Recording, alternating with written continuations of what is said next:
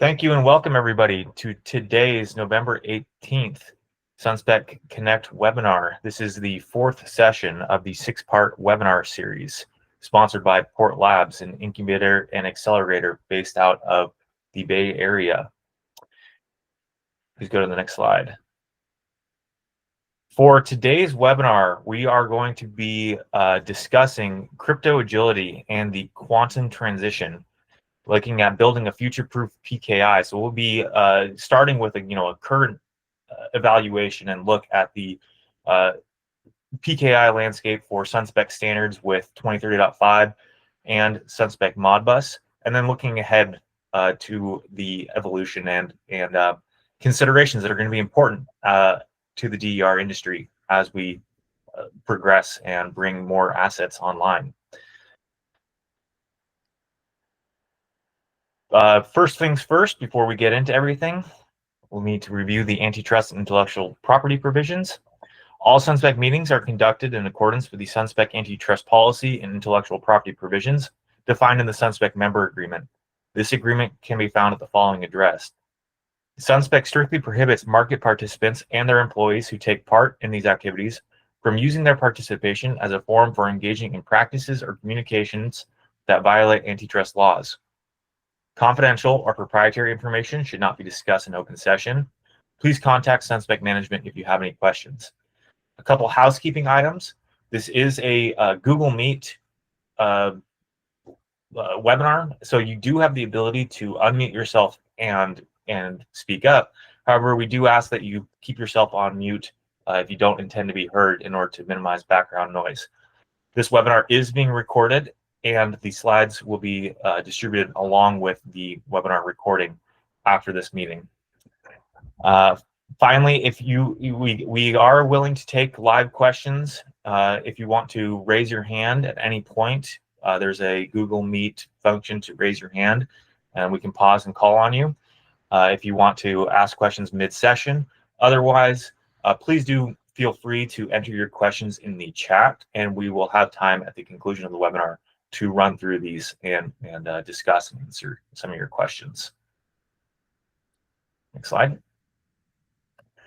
So, like I mentioned, the topics for this webinar are the SunSpec 23.5 PKI update, along with SunSpec Modbus PKI update, and getting ready for quantum computing and developing a quantum agility strategy.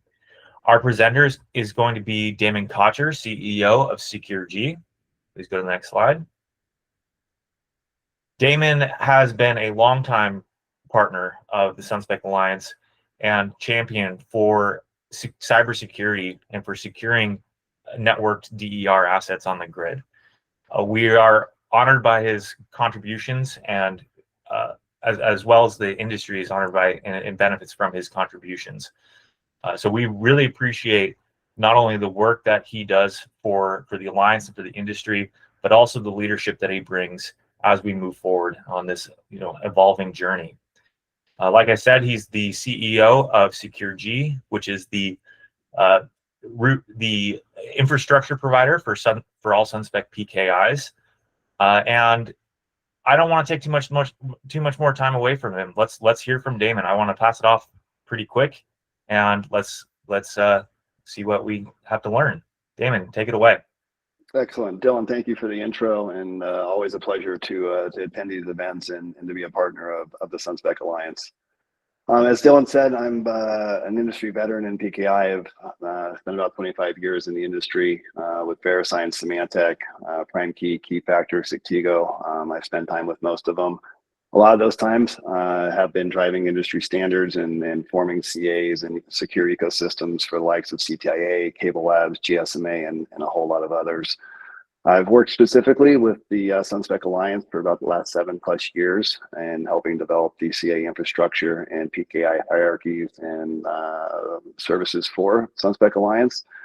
So a lot of familiarity and excited to be here today. Just a little bit about SecureG. We are just recently turned 6 years old, and we were founded by MITRE and CTIA to solve the challenging security problems that 5G and 6G were going to present. as they moved over into microservices, and clusters and instances became a thing for telecom. A lot of security gaps were identified, and SecureG plugs a lot of those gaps today and will in the future as well. A big focus for the company is crypto agility, which we're going to talk about today, and then also supply chain traceability and security for that. We are the CA, as Dylan mentioned, for the SunSpec Alliance, and then also for CTIA and NTIA today. Next slide.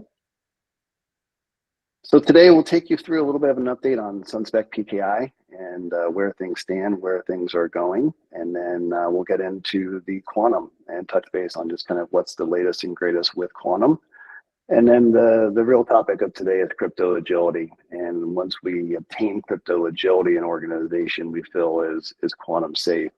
And so it's kind of a transition to creating a quantum safe PKI. And it's not just spinning up a new PKI, as you guys will see, it's more of a journey.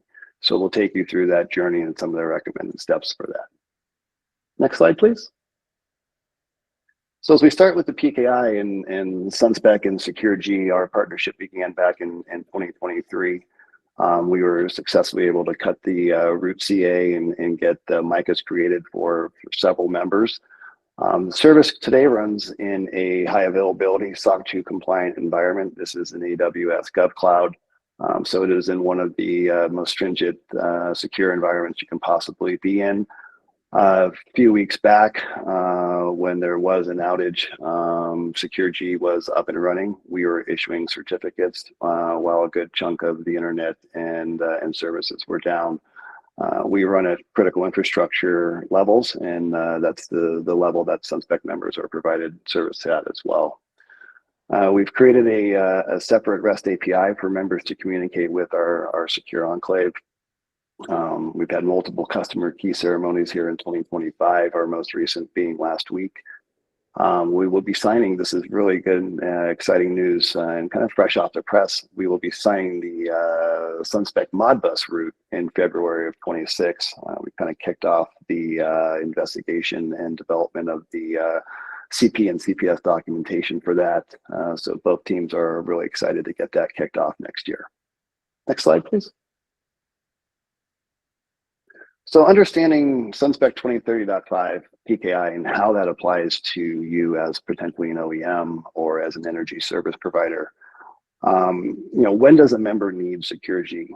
After you have gone through and received your CSIP certification, Aaron and Sam will point you in the right direction over to SecureG, generally with an introductory email to me, and we're able to assist you with your production PKI. So if you are taking those CSIP certified devices and you are placing them onto production networks, that's a good time to reach out to SecureG. And what is a Micah? You'll hear that term a lot. It stands for Manufacturer Intermediate CA. So we have a hierarchy later on that we'll show you, but up at the top is a root, and that's what we signed for the SunSpec Alliance. Underneath that, for members, we sign the Manufacturer Intermediate CA. And so these are created off the SunSpec root, and we do this 4 times a year annually. And why do I need to do this as a OEM or as a service provider? If you are enabling DIR to meet U.S. state and federal cyber requirements, you need to adhere to the 2030.5 rules and regulations. We've got an example here of Rule 21 in California, and this governs the interconnection, operation, and metering of distributed solar energy systems connecting to the state's grid. It goes even further to list out the utilities that are impacted by this and the systems that are not impacted by this. There's similar rules in Pennsylvania and in other countries as well. So if you or your business or your devices are connecting in one of these 2 states, then this would be something that we would consider mandated to be within the rules of that state. Next slide, please. So as I mentioned, this is what a PKI hierarchy looks like. Up top there is a certificate of authority, and that's the root CA that we created and is housed offline for SunSpec, and that's housed offline for protection. We sign the intermediate CAs, and that's what you'll see there in the middle of the sub-certificate authority CA. Those are the Micahs that we sign for both OEMs and for service providers. And below there, you'll see that we've got the cloud server or the internet gateway client. So that server or that gateway client, that device, those are all ending up with the end entity X509 certificate. And that's what we're able to produce from our online service that members communicate via the cloud. If you're a service provider, generally we're creating these certificates on your behalf. And so you'll just contact us. We have a Micah already set up for service providers, and we just issue certificates based off of the rules, the compliance, the policies and procedures, but not requiring you to get a full-on Micah. Next slide, please. So we'll talk a little bit about the onboarding process. I mentioned the CSIP certification, and so that's the first step that is required. From there, Aaron and Sam will engage with us, and we'll provide you guys with a licensing agreement and a quote and an order form based off of your needs and requirements. Once we receive that signed documentation back, we will provide you with a intermediate CA naming document and a customer profile.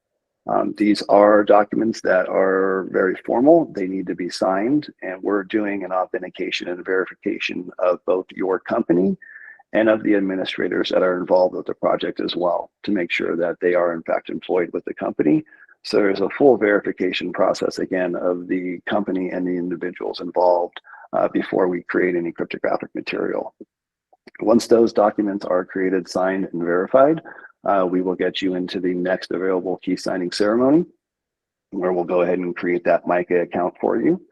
Once we're done with that, we come back from the secure key signing ceremony, we come back from our vaults, we come back from the data center, and we go ahead and provide you with API access into the portal, allowing you to enroll and retrieve and renew certificates as needed. SecureG is the company that will provide direct support to you. We are US based. We provide 24/7 support. And this is will be ongoing to SunSpec members, OEMs, and service providers as well. Next slide, please. Excellent. So anyone who has kind of needs coming up, can we go back one slide? Anybody who has needs coming up for a full Micah, so talking to the OEMs out there, our next ceremony will be February 12th next year, and we do have a need to have all signed paperwork submitted to us 14 days prior.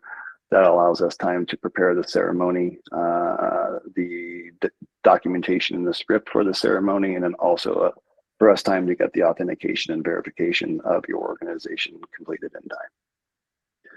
So we're happy to take on any questions about SunSpec PKI. My team and I would be happy to arrange a call and understand your requirements, needs, and timing. And feel free to reach out. My contact information will be at the end of this presentation. So let's talk about something a little bit more exciting, quantum computing. If you can hop to the next slide and go ahead and just jump to the next one for me, please. Quantum computing. Some of you remember the movie Clear and Present Danger.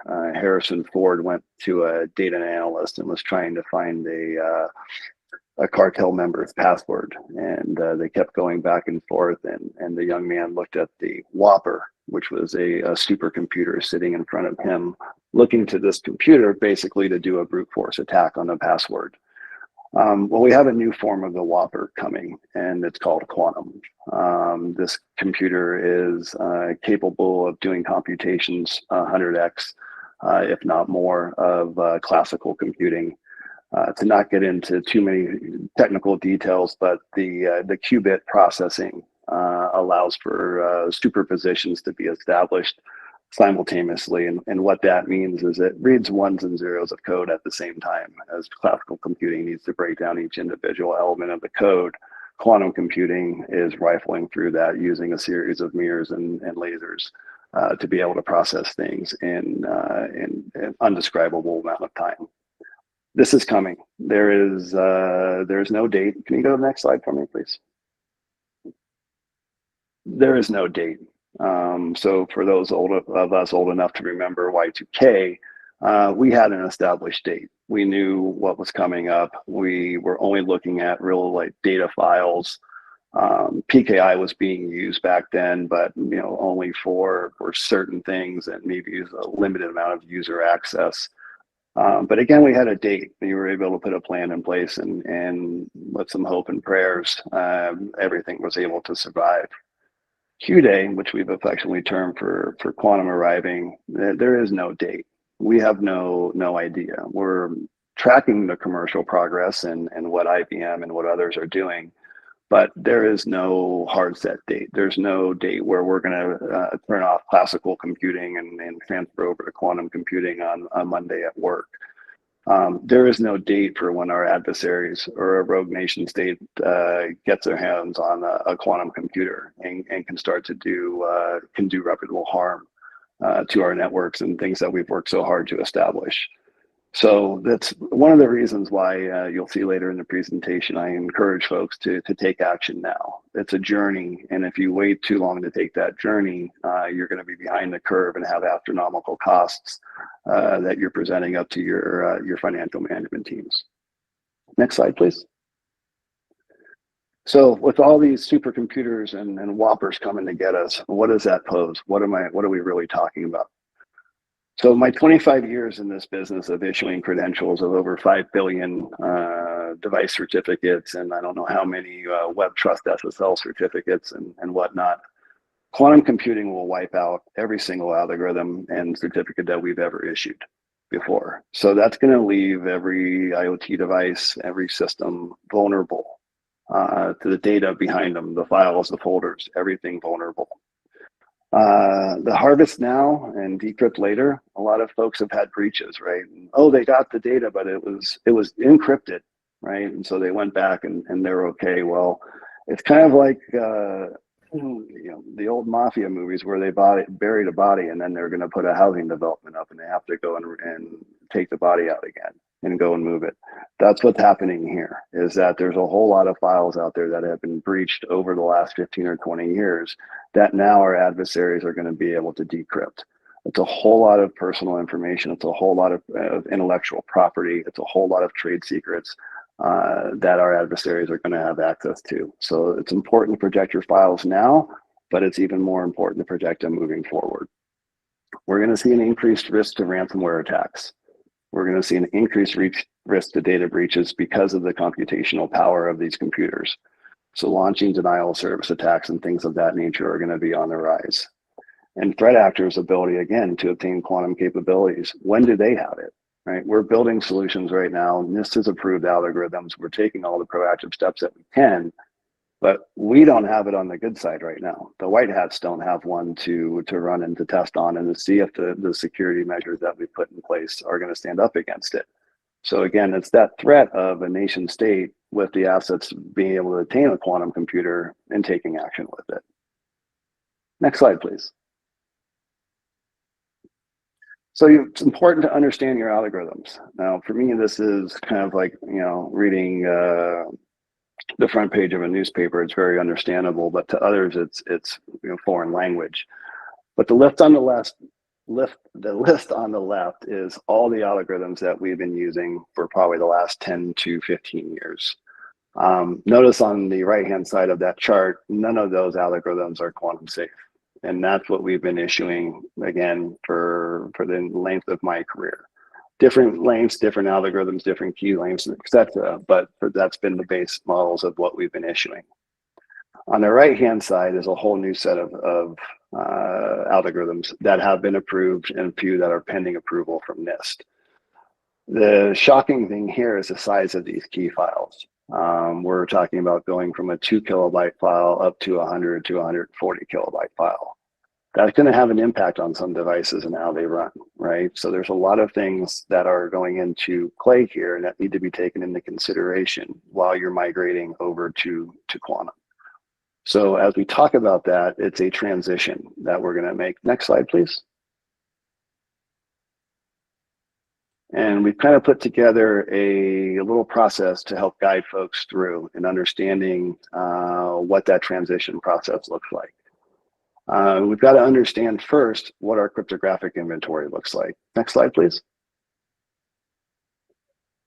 So this is actually kind of going out and discovering within our networks and spidering and figuring out what users, what devices, what applications, what development tools, everything and everything within your network that's using PKI, and identifying that certificate, and not only identifying that certificate, but identifying how it transacts, what it transacts with, what compliance issues or what compliance items it may contain. You have to have a full stack inventory of your cryptography. When we've gone and done this for a number of organizations, the executive management teams are shocked at the number of PKIs that they have running within their networks.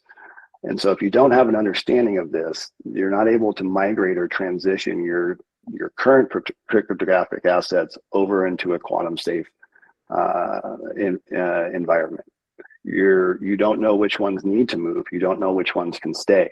And so the first step is understanding what you have in regards to your crypto inventory. Next slide, please. And when you've got an understanding of this, you can now take a look at the business risk analysis, and you can say what devices, what people, what servers, what systems are being impacted in regards to data sensitivity and system criticality. You can take a look at the lifetime of the data. If that data is going to expire in 3 years, do we really need to move it, right?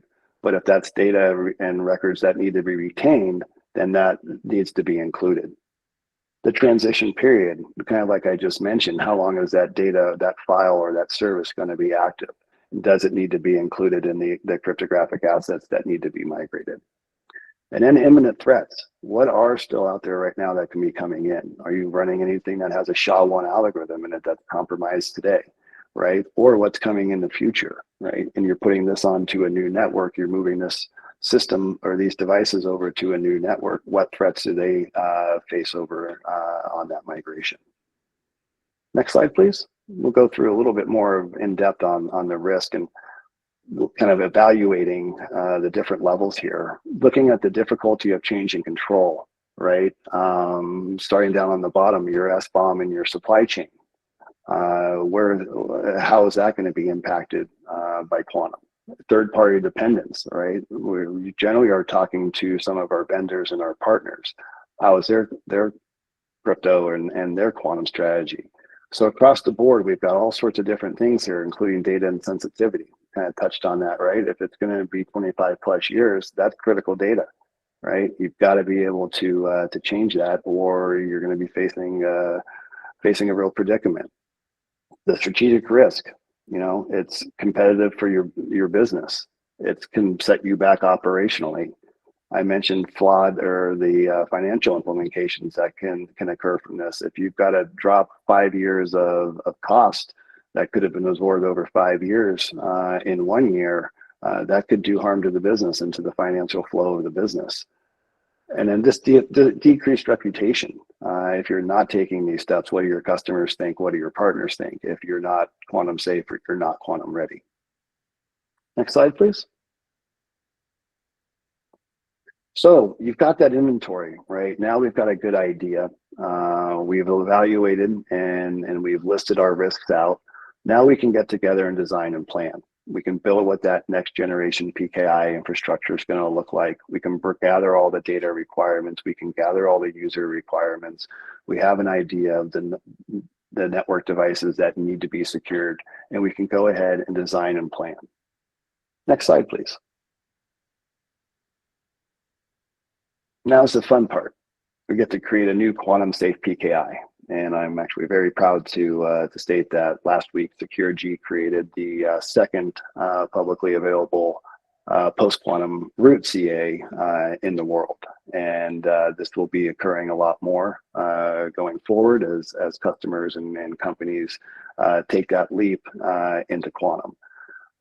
Many companies, though, are not. They're not ready to make that leap. They're following some advice that quantum computing won't be here until 2030, and that means that they have 5 years to prepare. I think our adversaries are thinking differently, and I think if they have a tool that they can use for their profit and to create havoc, they're going to go ahead and use it. They're not going to wait until 2030. So again, for folks that are sitting on the sidelines, we highly recommend that you kickstart things and understand that crypto inventory.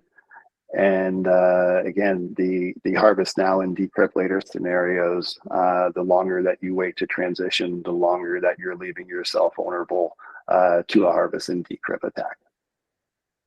Next slide, please.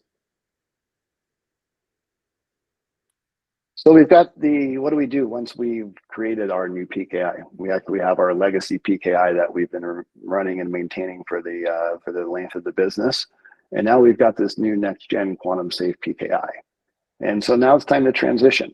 And this isn't something that's going to be done in a day. It's not going to be done in a week. It's not going to be something that's done in a month. It's probably going to be done over the course of about a year as certificates come up for renewal and they're transitioned over.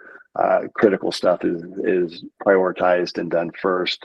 And you're going back and monitoring and scanning and seeing what new cryptographic assets have been brought in that need to be applied to that plan. So again, we're transitioning and we're operating both PKIs at this time, and for the unseeable for future, while you still have keys that are dependent on that legacy PKI.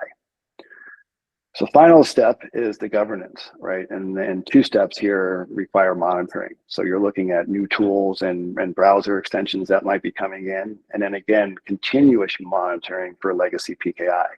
So if there's a developer or development team that's continuing to use legacy PKI tools and maybe they don't have access to the new quantum PKI, they're not aware of it, or they just have bad habits and are using an older PKI, you're able to continually to monitor that, pick that up, include that into your transition plan, and make sure that things are migrated over accordingly.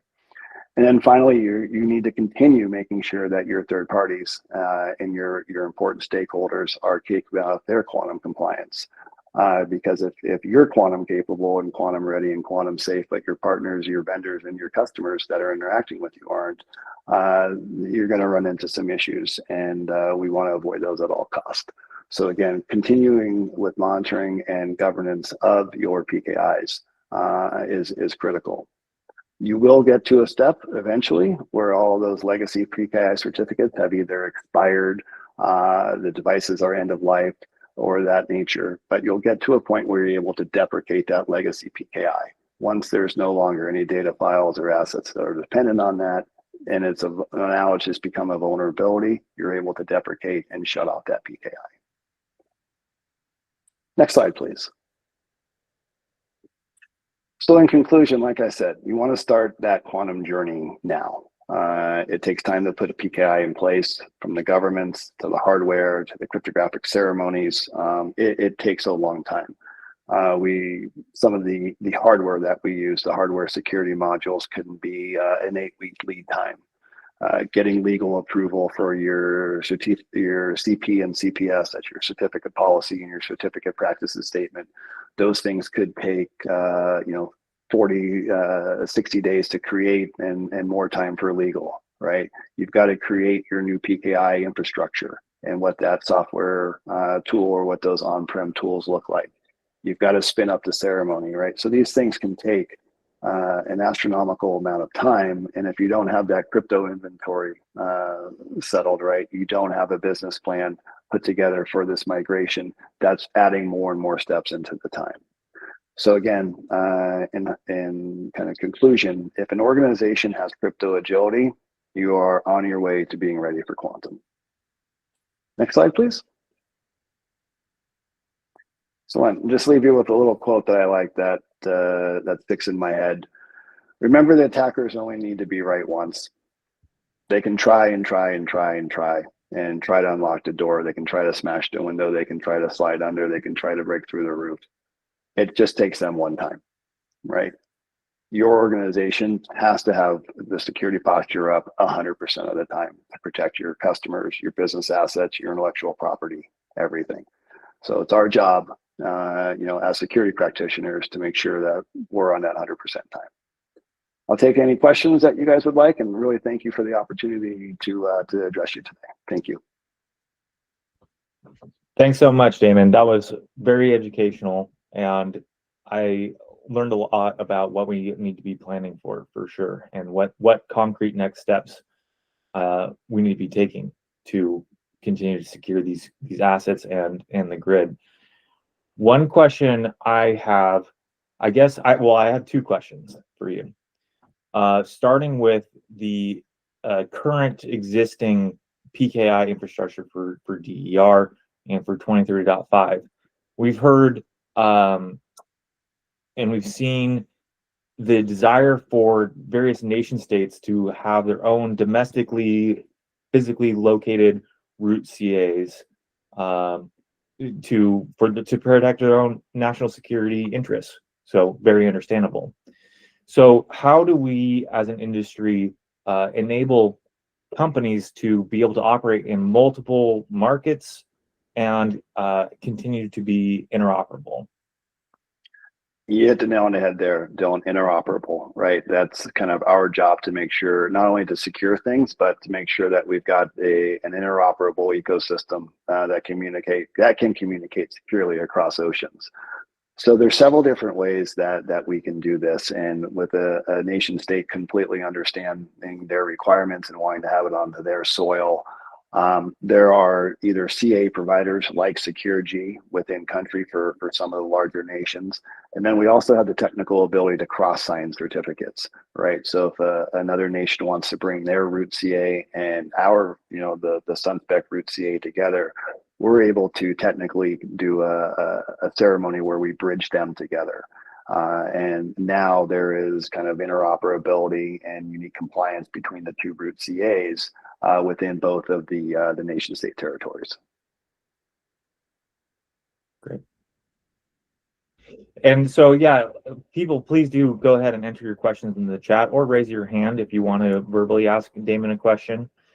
My next question is related to the secure SunSpec Modbus specification and encrypting and securing Modbus traffic over the public internet, which seems to be a trend that I'm observing, and I think our members have been observing in all the standards development committees that we have going on. And that was the impetus for SunSpec to develop a secure SunSpec Modbus spec based on the Modbus TLS security spec that's out there, based on the core Modbus security spec. And in that secure SunSpec Modbus spec, we reference a list of, or we reference NIST with approved cipher suites and so on. And so I think you did put step 6 was governance. So, but could you talk a little bit more about the current state of the cipher suites and the steps and locations where approved cipher suites and so on, like through NIST and other places, what steps need to be taken to maintain and update those? So I mean, NIST handles all the approvals of the algorithms, and Sean Turner, I think, who's actually been on one of the webinars for the Alliance before, is on the NIST post-quantum working group, so we're able to get a lot of intel and information from Sean. What our recommendation right now is, Dylan, is that there are two created, right? So you would create the legacy.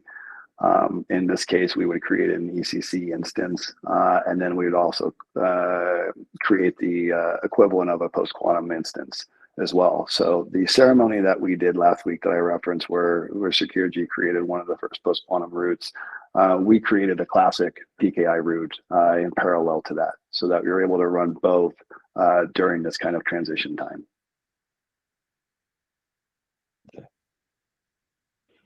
Great. So I see some questions coming in the chat.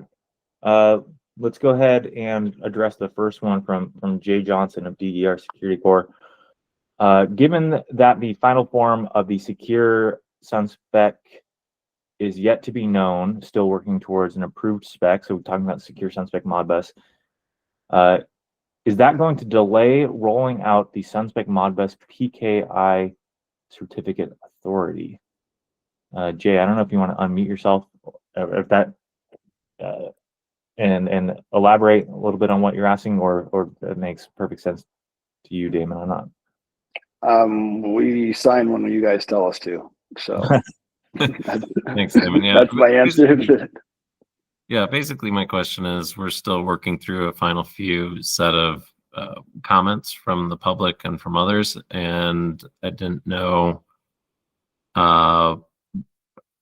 what stage we needed to be in. I assume the final stage where we know precisely all the cipher suites and everything and how the CA needs to be designed and so forth before we can roll that out. I guess we could kind of create a test version to begin, but I will say SunSpec and SecureG have already engaged to begin the process of rolling out a PKI, a root PKI for secure SunSpec Modbus.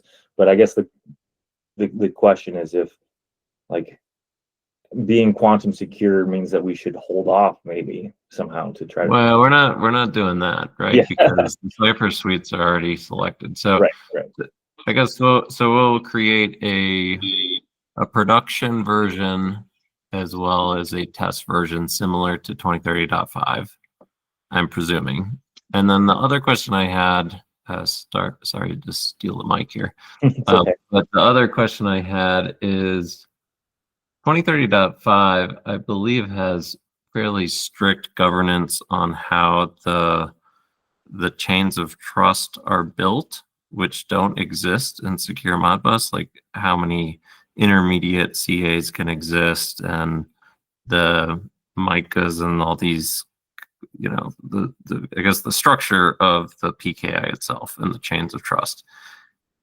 Is there any concern that not having that in place could lead to issues rolling this out, or at what stage does that need to be defined? Hey, this is Tom. Maybe I'll take that one up. So there are a great many things that we can do to start to develop our SunSpec Modbus policies now, and defining that hierarchy, I think, is fair game to be in scope. And so part of the reason why we decided to embark on this journey of getting going is that we would like to involve SunSpec members in the development of the policies for the SunSpec Modbus PKI. We'd like to use it, of course, as a teaching opportunity for those that are not involved, but also to learn from past mistakes or shortcomings in the development of other PKIs. So those are sort of the constraints that we're looking to. Of course, we want to maintain order if we can, and without being restrictive.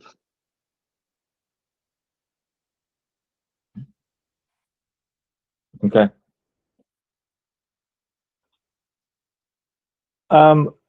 We have a question, or actually, Damon, any comment on?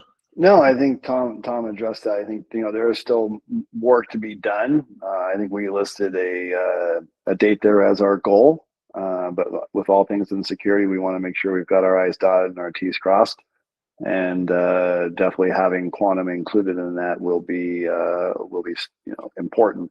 But I believe that we'll probably be starting on that with a legacy ECC route, which we can easily accommodate as soon as possible. Thanks. So Dylan, can I ask my question? Who's that speaking? Hey, Matt. Matt, hey, this is Matt Matt Wallace. I was just going to get to you right now. Yeah, go ahead. Awesome. Yeah, I figured I'd ask it verbally. Yeah, great to see everyone. Thanks, Damon, for the great presentation. So, of course, right now we have an existing IEEE 2030.5 server at the utility. And we have the SunSpec PKI server certificate and all that. And so I'm wondering, if we were to migrate or upgrade to a post-quantum PKI, what are we looking at in terms of server resources? Is it simply a matter of just allocating more virtual CPUs and RAM, or is it kind of a more fundamental redesign of the architecture? And then, sorry to double up here, but John asked a similar question, but from the client perspective, what does that look like from the client? Yeah, I'll answer from the certificate side real quick. It's probably on the server, Matt, not going to have a real large impact, right? We're going from a 2 kilobyte file up to a 100 kilobyte file. So not too much of an impact. The constrained devices, the smaller devices that have lacking computing power, lacking storage or processing power, those are the ones that are going to be impacted and experience a whole bunch of latency. Now, if you guys loaded up 100 or 1,000 certificates, quantum certs onto that server, you would probably then feel some degradation or some latency. But I don't foresee the service providers being impacted as much as the device manufacturers. Gotcha. Okay, interesting. Yeah, I think a while back I had heard something along the lines of like, the certificate's going to be like half a gigabyte or something, and it's going to require tons of CPU. So that's great. Happy to hear that. Yeah, no, I think that was all of our initial fear. And I think when they first started coming out of the lab, they were that size. And then that was, to your point, everybody was saying, no, on my server, on my device, try putting that onto a sensor, right? That size key is not going to fit down into a sensor. So like I said, the server world should be okay. And processing the certificates, I don't see anything that you guys would be having to upgrade on your side. Awesome. Thank you. Mm-hmm. I think John had a question too. John, did you want to? Yeah, Matt pretty much covered it. It was more on the device side. I was thinking there's more limited resources there, and any jump in the bit size of the encryption would probably have an effect, especially on as you get into the even smaller IoT devices and so forth. Right. Yeah, that's where we're trying to get some measurements in the lab right now, in running these, and then of course running it at scale. It's one thing to do it against one device, but let's run it at like a full load on a network and see the impact that it has in regards to latency. So like I said, we haven't seen much on the server side, but on the smaller device side, there is some impact.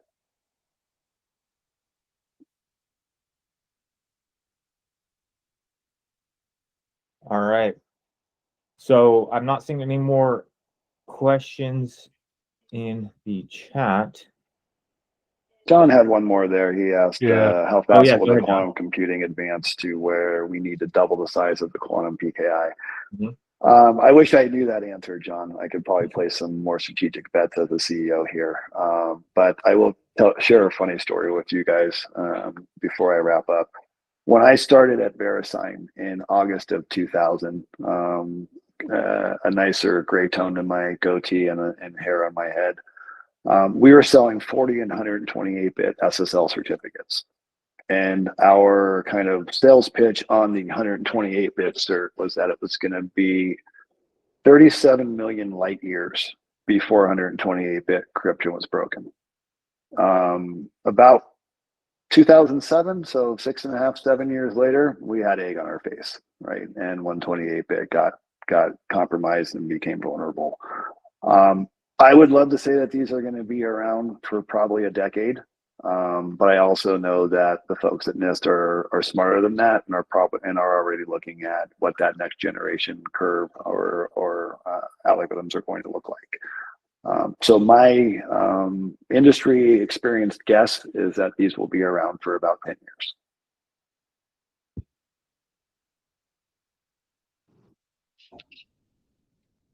Thanks, Damon, this is Tom. I'd like to chime in on this topic as well. It's always a danger when we're talking about the obsolescence of an existing service. I mean, typically you don't want to discuss that because it can have bad effects. But yeah. I think in this case, this is a distinctly different situation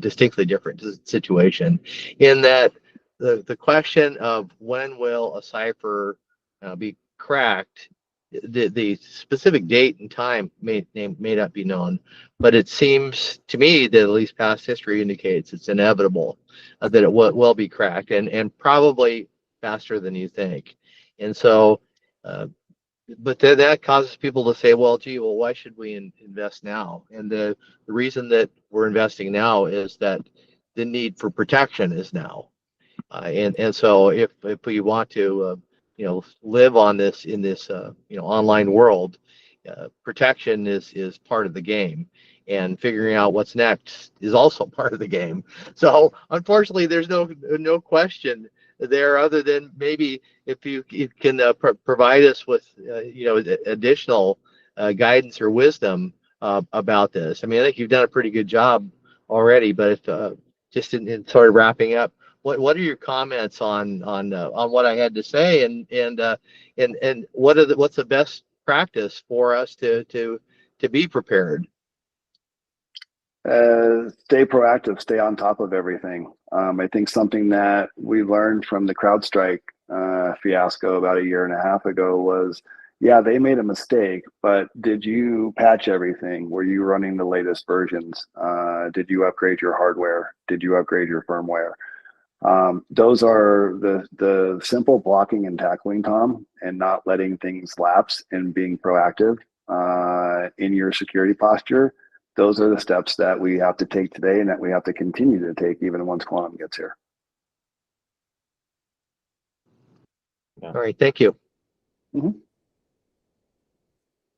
Yeah, so if you're doing business now, clearly you need to invest and be on top of it right now. But then if you can't sit on your hand unless you're not planning to do business for the next 10 years, I think is the conclusion. Very good. Did anybody else? I thought I saw one person with their hand raised to ask a question.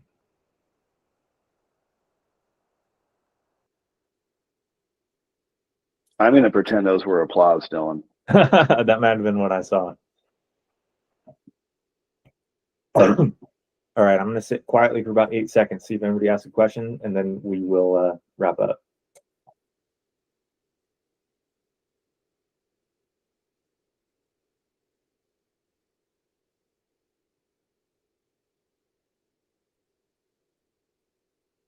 Okay, Sam, next slide, please.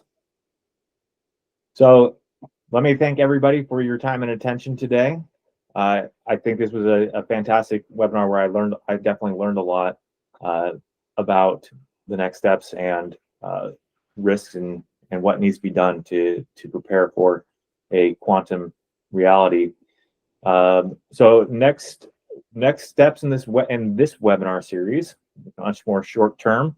We'll be hearing from Jan Rippengale on December 3rd to discuss orange button and application level data mobility. I see Jan is here. So thanks for joining, Jan.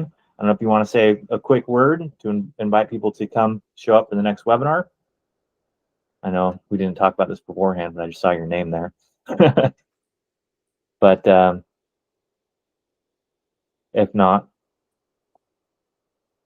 we'll hear from Jan on December 3rd in the next webinar in this series, and then Vish Ganti on December 8th.